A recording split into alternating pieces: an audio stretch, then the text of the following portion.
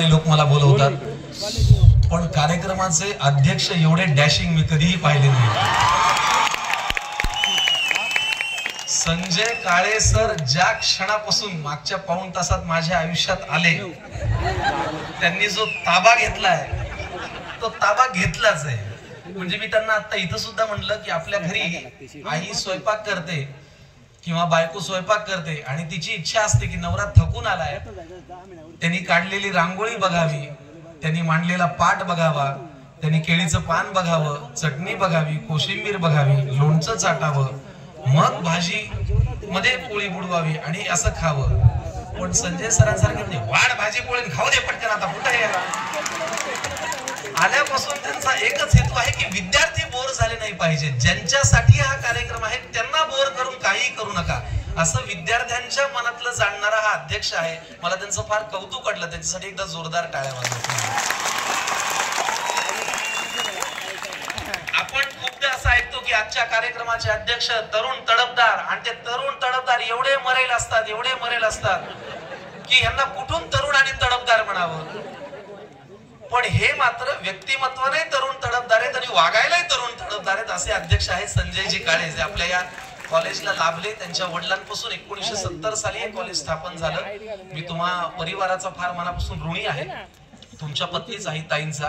कारण मगाशी भाषणात ओझरता उल्लेख झाला की आपल्या संपूर्ण कुटुंबावरती पुत्रवत प्रेम करणाऱ्या अशा आमच्या मॅडम. तर हे फार महत्वाचं असतं.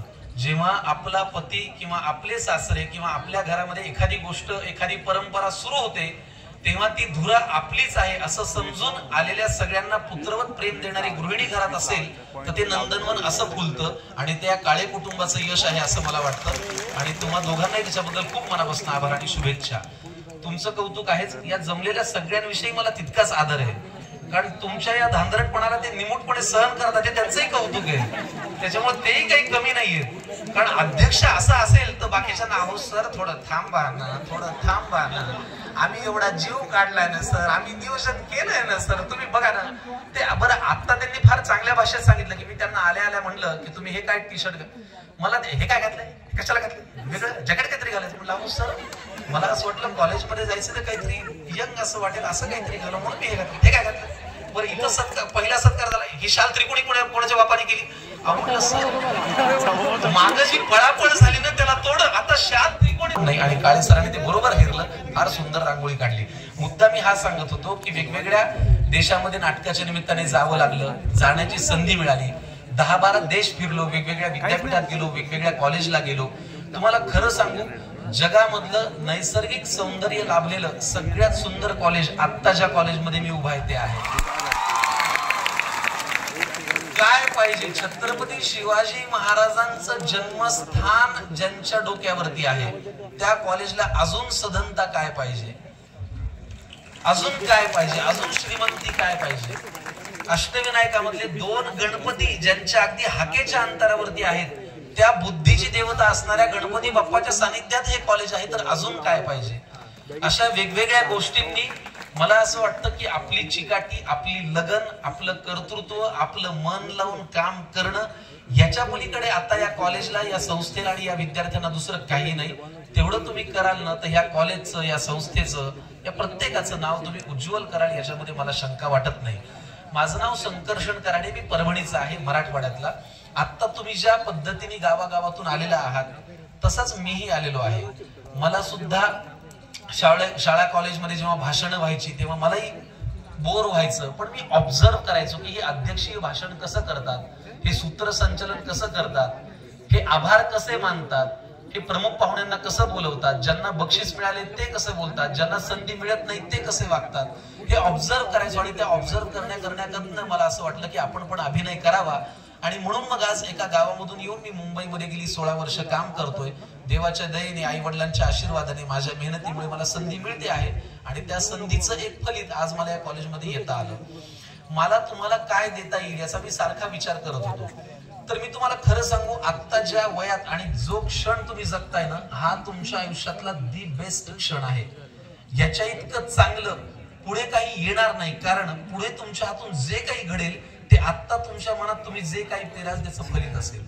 त्याच्यामुळे हे क्षण, हे कॉलेजचे दिवस इथे होणाऱ्या सगळ्या गमती जमती या मनामध्ये इतक्या छान साठवून घ्या, कारण यातनच तुमच्यातले कलाकार, तुमच्यातले वैज्ञानिक, तुमच्यातले डॉक्टर, तुमच्यातले इंजिनियर हे सगळे याच्यातनं घडणार आहे.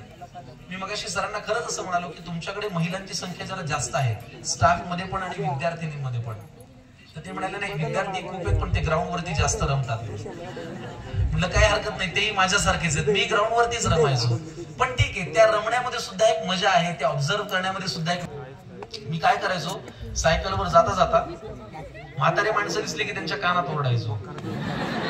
मी खूपदा त्याच्यामुळे मार खाता खाता सुद्धा वाचलोय सर. तर एक दोनदा असं झालं की मी एका म्हाताऱ्या माणसाच्या कानात ओरडलो, शाळा करून घरी आलो, तेच म्हातारा माणूस माझ्या आजोबांजवळ बसलं होतं. तर मला वाटलं हे बहुतेक माझी तक्रार करायला आलेत की काय. तर त्यांनी आदल्या दिवशी रात्री पेपरमध्ये माझं नाव वाचलं होतं की एकांकिका स्पर्धेत त्याला बक्षीस मिळालं, ते कातरण घेऊन ते माझ्या आजोबांकडे आले होते. मग मी त्यांना हळूच म्हटलं, काका तुमच्या कानात मगाशी कोणीतरी ओरडलं का हो? होय हो म्हणे. कोण मूर्ख होतं काय माहिती, धरलं ना. तर मी त्यांना सांगू शकलो नाही, पण ते जेव्हा कातरण घेऊन घरून निघाले त्यांना म्हटलं, काका माझा तो मित्र होता, मी त्याला उद्या जाऊन नक्की सांगेन की तू फार चूक केलंस म्हणून. कसं सांगणार, मीच ओरडलो, कारण ते माझंच कातरण घेऊन घरी आले होते. तर या खोड्यांनी सुद्धा तुमचं आयुष्य समृद्ध होतं. खोड्याही करा पण त्याच्यामध्ये जरा इनोव्हेशन जपा. कुठल्याही गोष्टीमध्ये नाविन्य जपायचा प्रयत्न केला ना की फार मजा येते. आज मी काही नाटकं लिहिली आहेत, काही कविता लिखाणाचा प्रयत्न करतो. लोक मला म्हणतात की तुम्हाला कसं काय सुचतात या कविता? खूप सोपं आहे हो. तुमच्या आजूबाजूला जे घडतं ना ते अनुभवात, ते ऑब्झर्व करत तुम्हाला राहावं लागतं. आणि ते जर तुम्ही करत राहिलात ना तर जगातलं सगळ्यात अवघड काम काय माहिती का, एखादी त्याच्या इतकं धाडसाचं कामच दुसरं कुठलं नाही. काय हरकत आहे, जगामध्ये तू एकच आहेस. कुणीतरी शिरपे असेल, कुणीतरी परशा असेल आणि कुणीतरी एकच आरशी असेल. तिला जाऊन सांगायला काय हरकत आहे की मला तू आवडतेस. पण जर तिच्या डोळ्यात नकार असेल तर पुन्हा तिला बहीण मानण्याशिवाय दुसरा पर्याय नाही. आणि जर होकार असेल तर मग सैराट.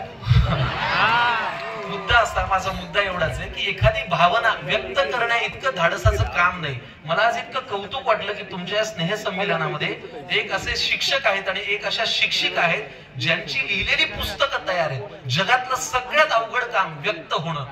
व्यक्त होण्यासारखं अवघड काही नाही. तुम्हाला एक माहिती म्हणून सांगतो, सल्ला म्हणून सांगतो, तुम्ही रोज आयुष्यामध्ये एक तरी सुविचार, एक तरी अनावश्यक नसणारा शब्द, आवश्यक वाटणारा शब्द, महत्वाचा शब्द एका डायरीमध्ये मेंटेन करा. महिन्याच्या शेवटी ती डायरी वाचा. तुमचं आयुष्य 15 वर्षांनी जास्त समृद्ध झालेलं असेल. एखादं वाक्य तुम्हाला इतकी छान दिशा देऊन जातं. कुठलाही सुविचार, कुठलंही वाक्य, कुठलाही शब्द जो तुम्ही आजपर्यंत ऐकला नाही, वाचला नाही, पाहिला नाही, त्याचा संग्रह करायला लागा. कारण वाचनाने फार मदत होते. मला आता सुद्धा मला सरांनी विचारलं की तुम्ही काही तयारी केली आहे का बोलण्याची? म्हणलं काही तयारी नाही केली सर. ते म्हणलं मग तुम्ही कसं काय बोलणार? म्हणलं अहो सर आता काय होतं, मध्यंतरी जावेद अख्तरांच्या एक मुलाखतीमध्ये फार सुंदर वाक्य आलं होतं की तुम्ही जर खूप वाचलं असेल, तुम्ही जर खूप ऐकलं असेल तर अनेक शब्द तुमचे मित्र बनून, तुमचे साथीदार म्हणून उभे राहतात. तुम्ही बोलायला उभं राहिलं. याच्यासाठी गरजेचं आहे वाचन. कुठली खरमुऱ्याचं पाकिट जरी घेतलं तरी तो पुढा सोडवा, त्याच्यावरती काहीतरी एखादी गोष्ट वाचा. त्या वाक्यामध्ये, त्या शब्दामध्ये काहीतरी नवीन देण्याची प्रेरणा तुम्हाला मिळते. मग या प्रेरणेतून यांच्या या वयाची कविता आहे बरं का. मी असं लिहिलं होतं की एक काय होतं, आता नवीन नवीन ओळख झाल्यानंतर कॉलेजमध्ये असं कधी कधी होतं ना की समोरून एखादी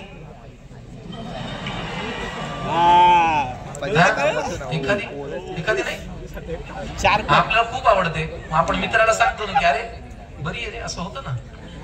तर त्या भावनेची ही कविता आहे. भावना समजून घेण्याचा प्रयत्न करा. पहिला मित्र आणि दुसऱ्या मित्राची नवीन नवीन ओळख झाली. बरं ही कविता कुठेही अश्लील नाही सर, पण हे ते वय आहे जे वय आपण यांचं समजून घेण्याचा प्रयत्न करतो. दोन मित्र नवीन नवीन ओळख होते, समोरून मुलगी येते. पहिला दुसऱ्याला म्हणतो की कोण रे ही युवती मित्रा, जाता मनातून जात नाही. हिला पाहिलं रे पाहिलं की मी माणसातला माणूस राहत नाही. सगळ्यात जास्त बोललो. पहिला मित्र नवीन नवीन ओळख झालेल्या दुसऱ्या मित्राला म्हणतो की कोण रे ही युवती मित्रा, जाता मनातून जात नाही. हिला पाहिलं रे पाहिलं की मी माणसातला माणूस राहत नाही. काय तिचं हे मित्रान, काय तिचं ते. पुढे अजून मागणी करतो की जुळू दे लवकर प्रेम आमचं, पळू दे गाडी बोंगाट. मित्रा जुळू दे लवकर प्रेम आमचं, पळू दे गाडी बोंगाट. होताच माझं ब्रेकअप तुझं जुळून देईल. पहिल्याला असं म्हणतो की प्रेमाच्या तर गाड्या तुझ्या फारच बोंगाट पळतात, पण तुझ्यापेक्षा तिच्या भावना जास्ती मला कळतात. लग्न तिचं झालंय मित्रा, तिला नवरा दीर जाऊ आहे, जिला खोपच्या तुला भेटायचंय त्या पोरीचा मी भाऊ आहे.